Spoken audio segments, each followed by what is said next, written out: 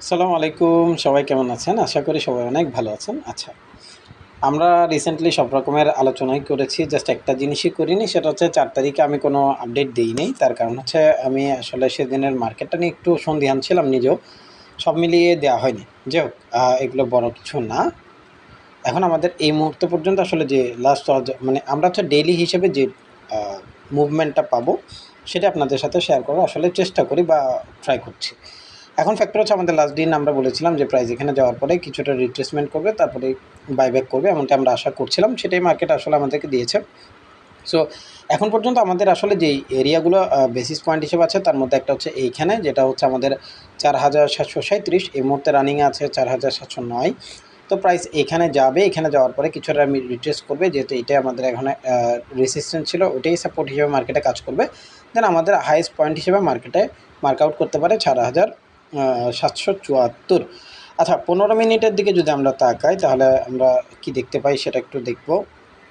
১৫ minute আমাদেরকে কী ধরনের movement দিচ্ছে, আমি পুরো জায়গাটা একটু ক্লিয়ার করে ফেলি, নাহলে গ্যাদারিং হয়ে যাবে।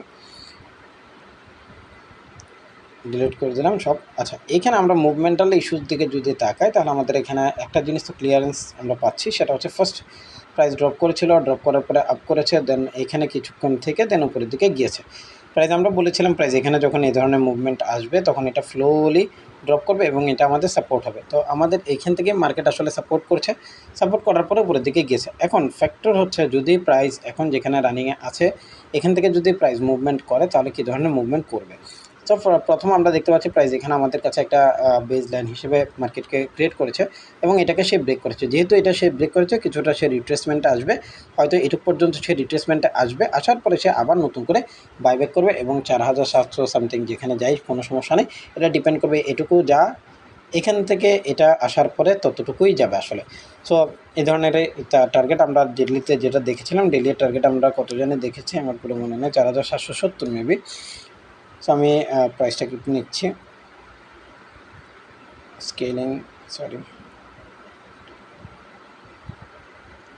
হ্যাঁ, ৪,৭৭০-এর যে লেভেল, ওইটাই আমরা আরেকবার কনফার্ম হব প্রাইসটা। আমার আসলে প্রাইস মনে থাকে না। 61 লেভেল হচ্ছে 4,734। হ্যাঁ, এই লেভেল পর্যন্ত মার্কেট আসলে যাবে। সো এই মুহূর্তে পর্যন্ত ওটুকু যাওয়ার পরে কী হবে সেটা তারপরের দিন, এটা তারপরের দিন আমরা থিঙ্কিং করব ইনশাআল্লাহ। So that's not a matter, আমরা খুব তাড়াতাড়ি আপনাদের সাথে আবার মিট করব। Thank you.